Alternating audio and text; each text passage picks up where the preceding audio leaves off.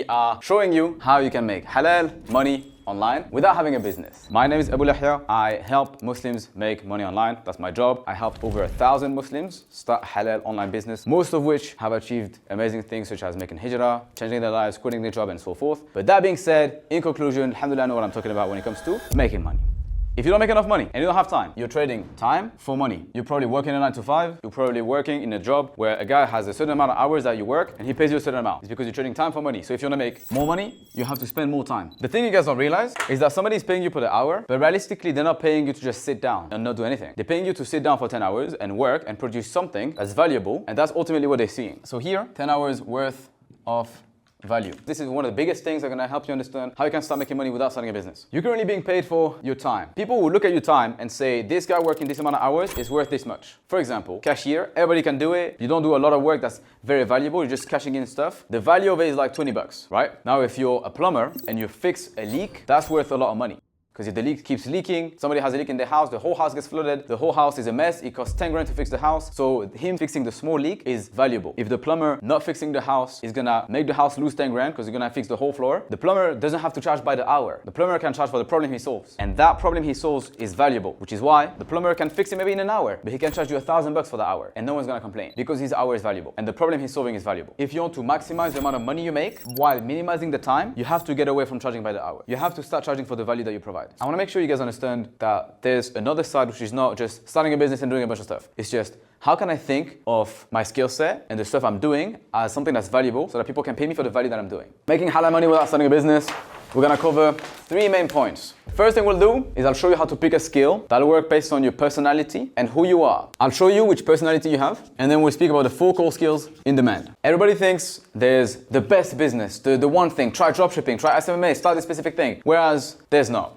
There's a handful that you'll do well in, depending on who you are. I want you to fill out this chart if you're under 30, over 30, introvert or extroverted. To know if you're extroverted or introverted is very easy. Would you start a conversation out of nowhere just because you're bored? Or would you rather stay by yourself with your own mind? If you rather just stay by yourself, stay on your PC, do your own thing, you're probably more introverted. If you're introvert, under 30, you're blue. If you're introvert, over 30, you're green. If you're an extrovert, under 30, you're red. If you're an extrovert, over 30, you guys can read yellow, it's fine, we'll just accept. The reason why I made you guys make this whole test and all these colors is not because I'm a crazy guy. It's actually because I run a business and I know multiple people who run a business. And I ask myself, if all these people run businesses, they have people who provide them a service that they pay. Those companies pay people. A company that makes $1 million a year spends most of their money on staff, on team members, on employees, on contractors, on freelancers, on people who are basically doing some sort of work for them. And those people make a lot of money. About 50% of most people's expenses go towards staffing, which in other words means if a business makes 1 million a year, they spend 500K in the marketplace. It's 50% of whatever businesses make in general. So by tapping into whatever I'm saying here, which is picking a skill and becoming good at it and charging for it, you're basically, for people who are scared of like, is this gonna be saturated or can actually go ahead and do it? The amount of money that you can make is basically whatever amount of money is made in the world divided by half. You can't touch the other half, but you can charge from the pool of literally half the money that's created in the world. That's what you can tap into by doing this. So there's a lot of money to be made. The question is, what can you actually go ahead and do depending on your color? And that's what I'll cover today. There's 4 types of problems that businesses deal with, and those 4 problems cover about 95% of the money that they actually spend. 5% is across like 50 other smaller problems, but there's like 4 big fat problems that they spend money on. Companies spend money on marketing, companies spend money on sales, companies spend money on tech, and companies spend money on operations and management. Does that make sense? What I'm saying here is most companies are looking for people who can provide a service in any of those fields. You have a certain personality that aligns with one of these things, and you're in 1 or 2 problems. Either you're the wrong color or you're charging for time. If you're in the wrong color, so for example, you found that you're red, but you're not working in sales, or you're blue, but you're not working in marketing, or you're green, and you're not working in tech, or you're yellow, and you're not working in management, then you're in the wrong color. You need to, number 1, change role, realize you can live life on easy mode. The reason why I'm saying this is, most of you are literally working in the wrong lane. It sounds crazy. Shamsu, can you come in? You had your own agency before. Yeah. You, as a business owner, was doing everything. Everything. You had to find your own clients, you had to do the sales to close them. How do you feel when you changed role and you actually got in the right color? How did your life feel? Real quick, if you're a Muslim working in 9 to 5 and you're tired that your job is getting in the way of you practicing your deen, you're tired of rushing your prayers at work, you're tired that your income doesn't allow you to give your family the life they deserve, or you just don't feel happy overall. If that sounds anything like you, we have a solution. We personally helped over 1,000 Muslims who are in the exact same situation that you're in right now through our mentorship program. Muslims who now made hijrah and now alhamdulillah live in a Muslim country. Muslims who now make 10K a month and can provide for their families. Muslims who overall don't have to worry about bills anymore. So if that sounds interesting and you want to apply for our mentorship program, you can check out the link below this video. Our team will reach out to you to see if we can help you out. If we can help you out, we'll help you get started with the program. If we can't help you, we'll still send you some free resources so you can get started on your own. So either way, we'll help you out. So make sure you apply with the link below and we'll see you on the other side. Assalamu alaikum. How did your life feel? After I changed and focused on my color, I was just more happy. Life was so much better. I stopped stressing. It feels like a whole mountain that was on my head disappeared. What this is basically that you were living life on hard mode.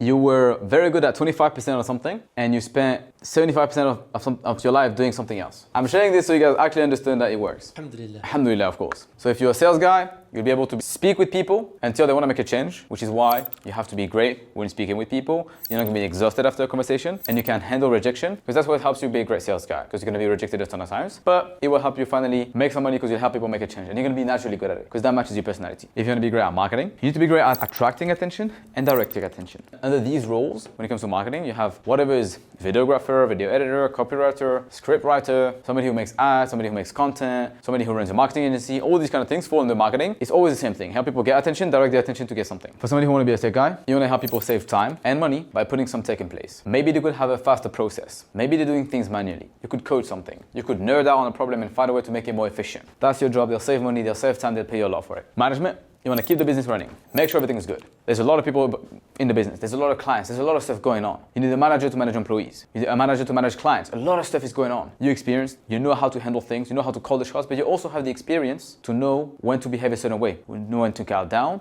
when to actually go crazy, because you need to go crazy. You'll be a great manager. Let's move over to how to get good at my skill. To get good at anything, the first thing I like to do is just focus on one thing. I'm gonna show you why. If you guys have overload of information, no time, too many distractions, you are not focused. You are trying to learn so many things at the same time. The easiest way to understand it, imagine you wanna build a building. You have a crane here, let me draw a crane. Let's say this is a crane with like a magnet in there, and you wanna make 4 buildings. What you're doing right now is you're focusing on adding one thing here, one thing here, one thing here, one thing here, and basically your buildings are gonna be ready in 4 years.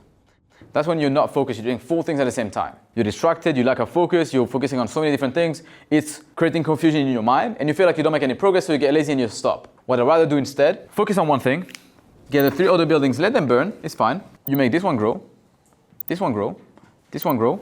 Now, this building is done. Next up, get this building up. What you're currently doing here is learning a bit of each skill, not mastering anyone, and then you complain that you don't have time when you're overloaded and you can't focus, etc. You're distracted, you're doing too many things at the same time. You can only start living in a building when it's fully built. You're not gonna live in a two-story building when they're building the two next floors. It doesn't make sense. And most of the time, halfway through, you'll give up.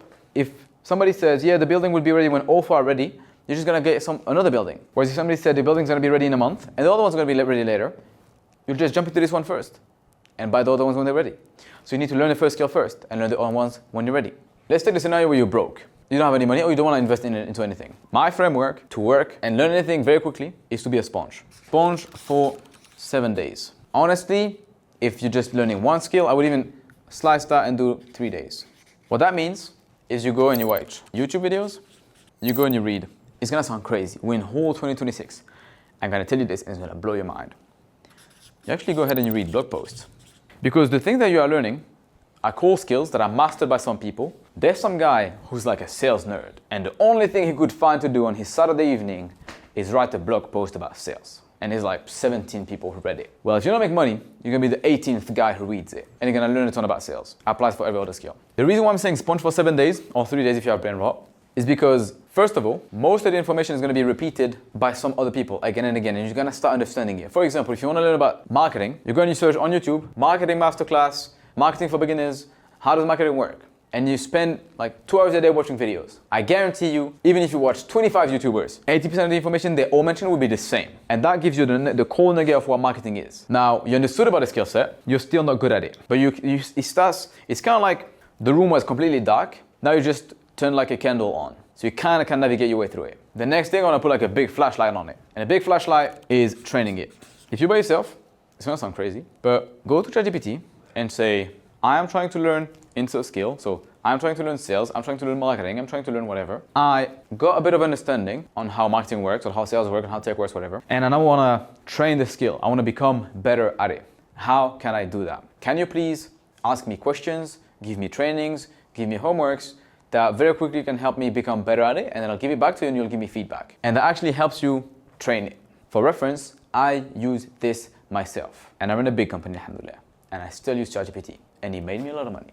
So if you want to make a lot of money as well, trust me, it works. The second thing is very simple, is that you find someone who's already good at it and you pay them to do the same thing that ChatGPT would do, but they would just tailor it to you. But that costs money. So you have free version and paid version. And I advise you to start with the free version. And that takes us to point number 4. And the reason why I said mentor, and I tied that point with somebody who's struggling with accountability, is because the mentors gives you clarity, it gives you feedback, and the biggest thing, it gives you accountability. This is something you have to accept with yourself, that you're not a superhuman, and that if you want to learn something, it might be hard, it might be lazy, it might be difficult. You like having someone by your side holding your hand through it. And people, I'm sorry, won't do that for free. But good people could give you clarity, give you feedback, and accountability when it comes to learning something. All right, so now you pick a skill that matches your personality. It's one of the 4 core skills that are in demand, and that would forever be in demand, inshallah. They've been in demand for the past 10 years. They won't be in demand for the next 10 years. So you're safe if you make money with it. You become good at it by focusing on one thing. So you just focus on that skill, eliminate everything else. You find 2 hours a day, whatever it may be, to work on it. Then you sponge for 3 days, learn every single thing you can think of when it comes to that specific skill set, and then you get feedback on it. You can use ChatGPT to get feedback. The small thing we said, prompt it, ask it to ask you 10 questions, to challenge you. You answer the 10 questions, it'll tell you if you're good or bad, and that's it. Now, third part, how do you make money from it? We'll focus on 3 things here. First one is you need to find clients. The second thing is you need to close them. The third one and the fourth one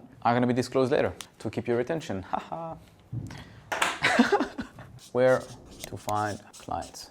One question I like asking myself whenever I want to find clients, I just say, who is my ideal client? Who do I want to help? If I'm a sales guy, it's somebody who's selling something and wants sales guys. If I'm a marketing guy, it's somebody who would benefit a lot from having marketing. If I'm a tech guy, it's somebody who would benefit by me coding something. Am I going to be coding for a bakery? Like, do they actually need something? Of course not. But am I going to be coding for a software company? Am I going to be coding for an education company? Of course, right? So you ask yourself, who's my ideal client? And then where does he hang out? Where is my client? So I can actually go ahead and find him. This simple framework will help you know where does your client hang out. So if you're a sales guy and you want to be doing online sales, you ask yourself, where does my ideal client hang out? He will probably be online, right? And if he's online, should I reach out to them? Or are they the kind of people that you can contact privately? Are they the kind of people that need to be introduced to you so that you can reach out to them? For example, if you want to reach a business owner that's running an online business and needs a sales guy, usually sending them a private DM if they're big is not really going to work out. You want to differentiate yourself. You might want to join a community. You might want to ask one of their employees. You can see who they're following on Instagram, see if one of them is a team member, reach out to that person, ask for an intro, and that helps you get the point across through networks and like other people. And same thing if they're offline, it's the same concept. So if they're, for example, I don't know, you're trying to build a website, which is marketing for a local bakery, well, they're offline. Should you actually ask somebody to introduce you to the bakery? Of course not, just go ahead and walk into the store. Make sense? And ask them directly, so it's in private. That's why you start closing them, which is part 2. So you found the client, you want to close them. You first make a good impression. Hey, Assalamu alaikum, how are you doing? Oh, you smell good, you're super nice. Hello, hello. Oh, super nice. Assalamu alaikum. Assalamu alaikum. Oh, good impression made. Done. You said make a great impression. Hello, how are you? Here's some dates. How do you do that online? Oh, simple. You compliment on something that they actually did. Everybody loves compliments on achievements. So you look up what they did, whatever they achieved in their life, make it personalized for them, and you compliment them on it with something that's specific. So if this company achieved whatever, they became number 1 in whatever industry. Hey guys, looked you up so that you're actually the big G in the game. Congrats for that, you big man. I have big man like you. That's me doing a good impression and showing them I'm actually good. Next thing you do is you ask about their problems. What's wrong with your business? What's currently going on? I'm a good sales guy. What could I do using my sales skills to help you in your business? What could I do? What problems can I solve as a great sales guy in your business? Biggest mistake people would do is trying to jump straight to solving it. Big mistake. Second thing you do is see the consequence, usually, as well as what they tried. This is one of the easiest things I use when I sell people. I just say, hey, I'm very good at sales, very good at marketing. I would help you with your marketing. What's currently wrong with your marketing? Okay, views are tanking, no one is going on your website. Okay, what have you tried so far to fix it? I've tried getting SEO, I've tried sending ads to it, I've tried whatever. Okay, makes sense. And what happens if you don't fix that issue with your website? Because that is gonna create problem, because those two create a feeling that everybody hates, which is pain. And when people are in pain, they pay better. When people have an actual problem that's painful, the only thing they want to do is get out of it. The simplest analogy I have is, let's say I'm a pharmacy, right? I sell medication. I can go to you and say, hey, do you currently have some pimples that help on, you wake up, you get a pimple and like maybe you want to fix it. Let me give you this small serum. It costs $50. It's a serum that helps you fix your pimples. That, maybe once in a blue moon you have a pimple. People will be like, yeah, what's the serum made of? Okay, how much does it cost? It's expensive, give me a discount. I'll think about it, I'll see later. They're not in pain. They're not gonna die over a pimple. Next up, bring the guy that walks into the pharmacy. He cut his finger off. In 2 hours, his finger is never gonna be usable again unless he fixes it. I'm gonna sell him whatever medication that costs $1,000. Is he gonna ask me like any questions about it? Or just like take it and swallow it? The only difference between those two guys, it's painful, fix it now. He'd pay better, he'd pay more, he'd pay faster. Same thing with your clients. And after that, you make the offer. You make the offer after understanding what the biggest problem is. It's very painful. You say, I will solve your painful problem in X amount of time for this amount of money. And the thing you can keep negotiating back and forth is not the price, unless you actually want to change the other ones. Let me break this down for a second. Change the variables that make the price. How painful is the problem, time how quickly I can fix it, and how well I can fix it will dictate the price. For example, fix your finger very quick. I charge you $500 by like literally doing surgery and everything right now. Can I afford surgery? I'm not gonna do surgery for $100. I'm not gonna do that. Surgery costs $500. But I'll give you a cast. It's gonna take 6 months to fix. That's $100. And then he's picking between value. What's more valuable, $500 or broken finger for 6 months? Then he makes the shot and pays $500. If the issue is not the time frame, or you can't change the time frame, then you work on the problem. I'll fix like half your finger. You're still gonna stay broken, but at least it won't hurt anymore. And I'll do it now. That'll be like $200. They're like, bro, it's good that it doesn't hurt anymore, but it's still broken. It's like, yeah, okay, then I'll fix it now and it won't hurt anymore, but it's $500. Again, comparing value. Make sense? This is very simple. Like it's normal that people are gonna ask questions, they wanna negotiate. Same thing with a broken finger. They might be like, okay, I'll pay $500, but is my finger gonna fully recover? Am I gonna have like lifetime damage? No, it's gonna fully recover. Makes sense, $500, right? You clarify the questions, this is normal. Don't get angry. People just ask questions before being able to buy. That's fine. Make sense? Great. Negotiate, clarify questions, and then collect the cash. Now that you found clients and closed them, you need to deliver on your clients, which is basically you doing the work for what you promised.